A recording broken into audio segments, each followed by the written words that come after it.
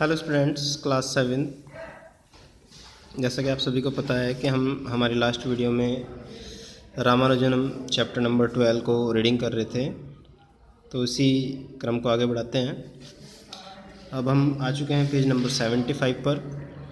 जैसे कि आप देख रहे हैं, आगे की रीडिंग को कंटिन्यू करते हैं। रामानुजनम हॉवर्ड्स पहुंच जाते हैं डॉक्टर हार्डी के अंडर में और अपनी पीएचडी की डिग्री को कंप्लीट करते हैं। Ramanujan however was not keeping good health. Lack of proper nutrition and the cold weather had made him ill during his first winter in England. अब उनको, जैसे कि हम पहले भी डिस्कस कर चुके हैं, वो फुली वेजिटेरियन थे। दूसरा, हमारे यहाँ का एटमॉस्फेयर और वहाँ का एटमॉस्फेयर में भी काफ़ी डिफरेंस था। तो इन सब कारणों से उनको हेल्थ प्रॉब्लम होने लगी। वहाँ पर प्रॉपर न्यूट्रिशंस भी नहीं मिल पा रहा था, ठंड भी वहाँ की बहुत ज़्यादा थी। तो इन सब कारणों से उनकी तबीयत काफ़ी ख़राब हो जाती है वहाँ पर। In 1917 he fell seriously ill and the doctor feared the worst. 1917 में वो गंभीर बीमारी से ग्रसित हो जाते हैं, बीमार पड़ जाते हैं, और डॉक्टर भी उनकी बीमारी को देखकर घबरा जाते हैं कि उनके साथ जो कुछ भी हो रहा है वो बहुत बुरा हो रहा है। He had tuberculosis. ट्यूबरकोलोसिस आप सभी जानते होंगे, जिसको टीबी के नाम से भी हम जानते हैं। उनको टीबी हो जाता है। And in those days there was no cure for it except rest. और ये उन दिनों की बात है जब टीबी की जो वैक्सीन थी उसकी खोज नहीं हुई थी। केवल और केवल आराम ही उसका इलाज था। Even while he was in hospital he was elected the fellow of the royal society.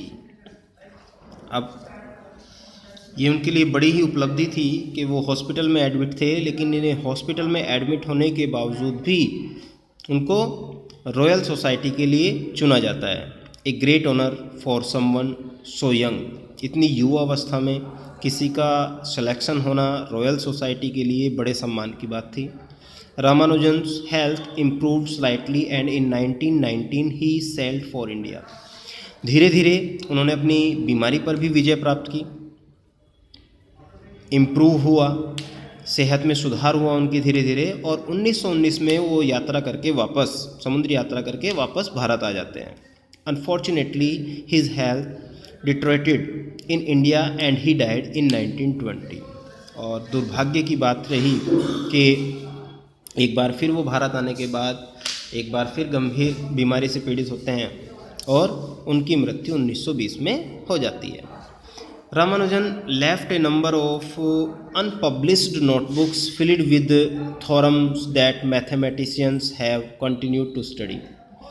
बहुत सारी उनकी नोटबुक्स ऐसी थी जो अनपब्लिश्ड रही, उनका प्रकाशन ही नहीं हो पाया।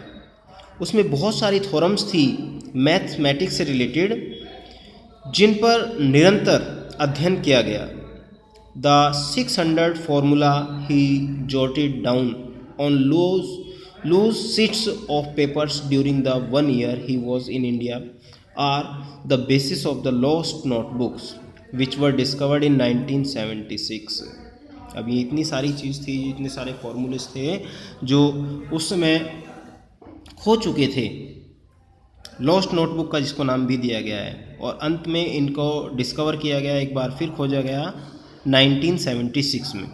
His extra ordinary intuitions and unusual methods lead to some of the most marvelous formulae and result in mathematics. अब उनकी मेहनत का परिणाम था कि बहुत सारे मेथड्स जो कि मोस्ट मार्वेलस फार्मूलेज भी जिनको कहा गया है, और जिन्होंने मैथ्स की परिभाषा को ही बदल दिया, रिजल्ट्स को ही बदल दिया।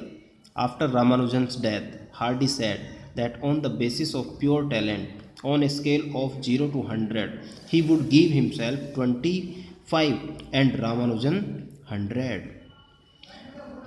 उनकी मृत्यु के बाद प्रोफेसर हार्ली, जो कि उनके गुरु भी थे, जिनके सानिध्य में उन्होंने पीएचडी अपनी कंप्लीट किया था, उन्होंने कहा था रामानुजन के बारे में कि on the basis of pure talent, अगर शुद्ध टैलेंट की बात की जाए, on a scale of 0 to 100, और 0 से लेकर अगर 100% की बात की जाए, ही वुड गिव हिमसेल्फ 25, वो अपने आप को 25 मार्क्स देते हैं केवल।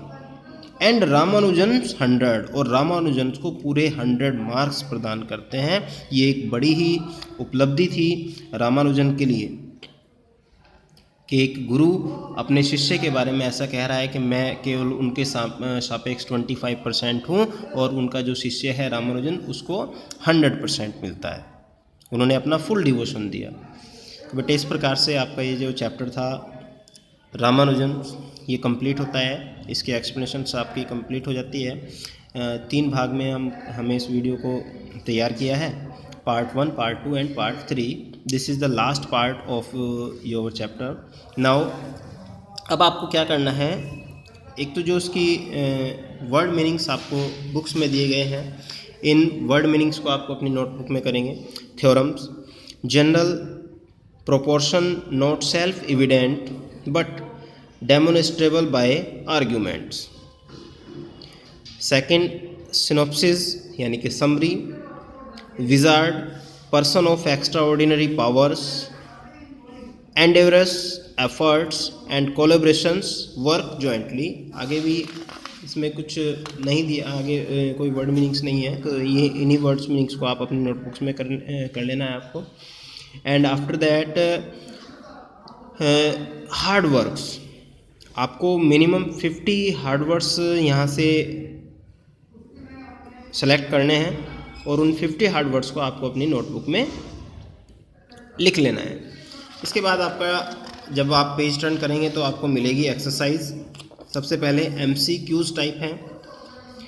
G.H. Hardy heard about Ramanujan through a magazine, a telephone call, a letter or a newspaper.